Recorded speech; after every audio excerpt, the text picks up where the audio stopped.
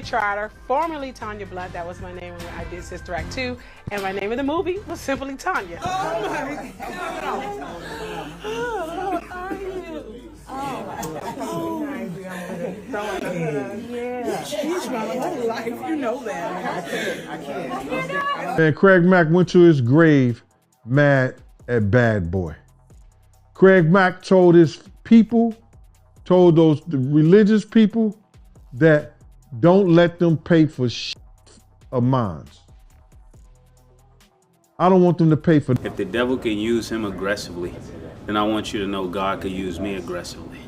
I want you to also know you may not like my delivery. You might say, well, listen here, why did you say it that way? I cannot speak to people outside of the church the way I speak to people inside the church. I gotta know my audience. Isn't that what you would say if you're talking to a people? The first thing you gotta know is your audience.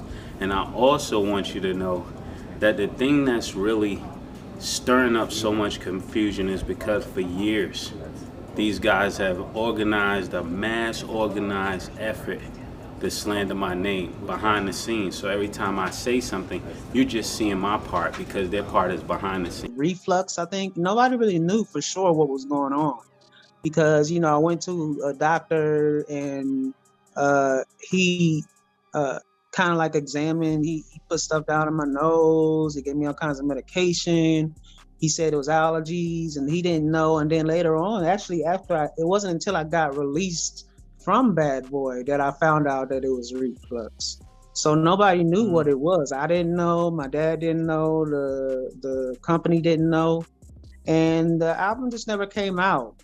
And eventually I did have a nervous breakdown. So Tanya Blount is one of those singers who should have blown up but did not. And do you know who we have to thank for this? Once again, Diddy. Allegedly, she also refused to party the way Diddy wanted her to party, and just like many other artists who were hit with the Bad Boy curse, she ended up broke. Child, it's a lot happening with Tanya, and as always I will be breaking it all down. Okay, just for a bit of background about how she got into the industry. Tanya was born to an AFR Panamanian mother and an African-American father, and she attended Baptist services on Sundays and attended Catholic school where she sang in the choir. She also attended Morgan State University where she majored in psychology and also sang in the university choir. Now, for those who recall, Tanya came to prominence in the film Sister Act 2 Back in the Habit, in which she featured as the character Tanya, and her performance of His Eyes on the Sparrow with Lauryn Hill was a particularly notable moment. In fact, according to Tanya, that movie is what really changed her life. Was Tanya Cherer, formerly Tanya Blount. That was my name. I did Sister Act 2, and my name of the movie was simply Tanya. Oh, how are you, my life? You know that other than the remarkable performance in Sister Act, Tanya was actually doing pretty well for herself, because her debut album Natural Thing was released in 1994 and peaked at number 58 on the US R&B/hip hop albums chart, and the album's first single I'm Going to Make You Mine peaked at number 57 on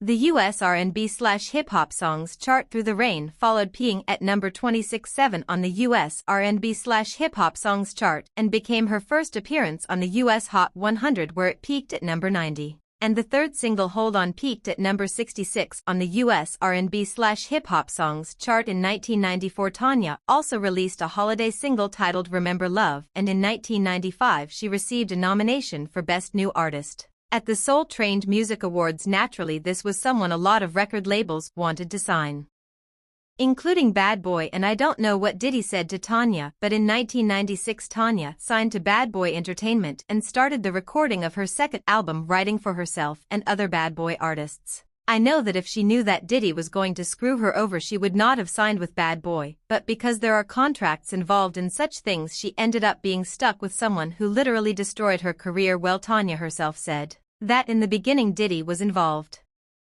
in the second album, but after some time interest in the album flagged, and as a result, although years passed, only 2 songs, I Love Him and The Last Time We Made Love, were released. For someone who had released songs back to back before signing to Bad Boy, it was truly a huge disappointment for Tanya to release 2 songs after so many years. Tanya was also included on the label's gospel LP, alongside artists Big Faith Evans, Brandy Carl Thomas, John P. Key, Brian McKnight, Voice to Men in Total, and while Talking about that particular album, Tanya said, "I think Puppy is looking for a different way to go. He feels a responsibility to the big willies and hustlers to understand a lot of people from the streets have a strong background in church. Maybe it's time to send the message that they can party and still love Jesus." This album was originally scheduled for release in 1997, but it was shelved indefinitely, meaning she did not have anything released from Bad Boy. So what really happened there? Why did Diddy sign her only for him to end up destroying her career? I mean, she was really promising if you ask a lot of people. Well, apparently Tin wanted to explore more with her career, but Diddy was not given the space or the opportunity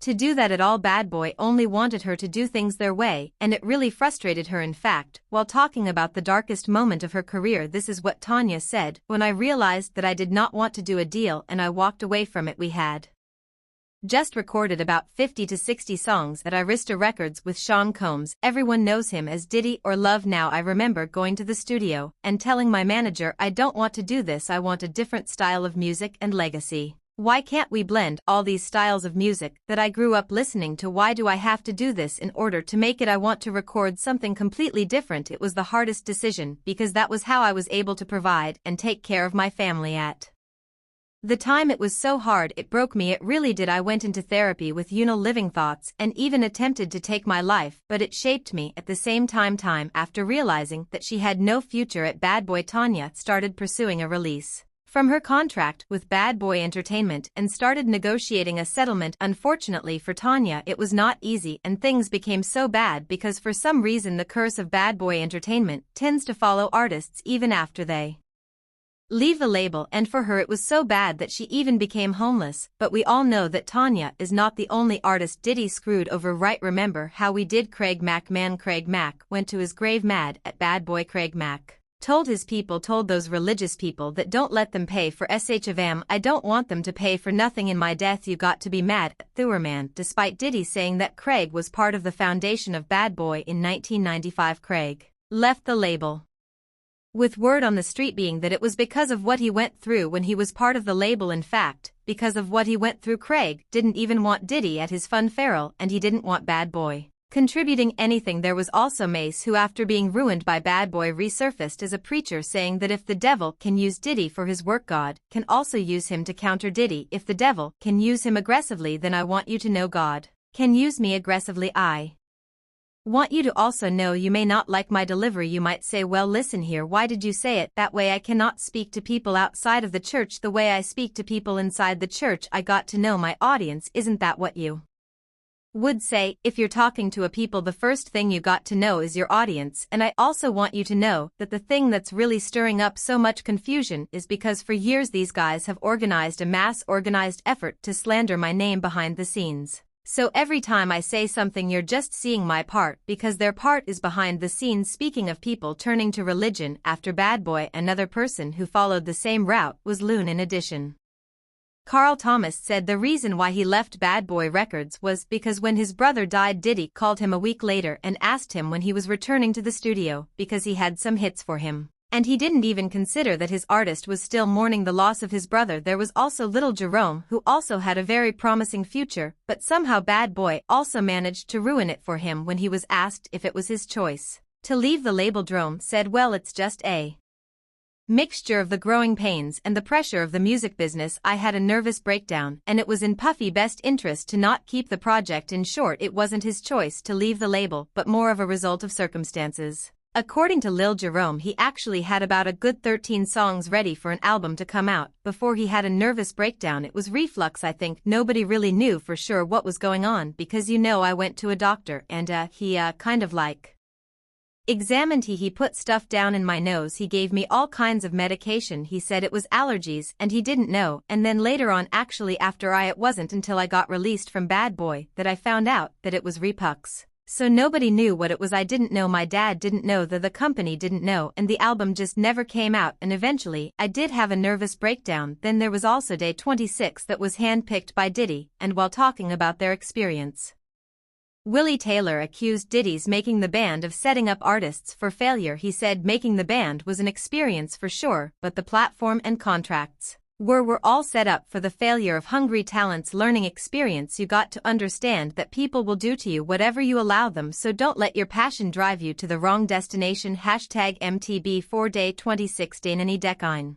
are talented groups, but the situation in which we met was designed to fail, so yeah, Tanya's experience at Bad Boy was not new at all. Hers is just one of the many careers that Diddy managed to ruin, and when it comes to Tanya, I've had people say that Diddy was also interested in her, and because she didn't want to party, Diddy also frustrated her life and made sure she was miserable. And I know that she was invited to the parties because when the allegations against Diddy came up, Tanya spoke about them during a new episode of Bunny XO's Dumbland podcast and said, quote, "Everything has good and bad. I'm really appalled with the stuff I'm hearing about now. I had protection too. I was young, but I had a manager who told me, no, you're not going to that party. I also had God protecting me from whatever was happening. The people who experienced it, I really feel bad for them." Well, while Tanya was trying to find her footing, she eventually also met her husband Michael Trotter. And although her career didn't become as big as it should have, at least she got something out of it courtesy of her boo Mr. Trotter. As for how this relationship even came about, Michael grew up in Cleveland and Washington, D.C., spending time as a child in homeless shelters. Eventually, he found refuge in the music of Ray Charles, Johnny Cash, and Harry Belafonte, but it wasn't until he served in the Army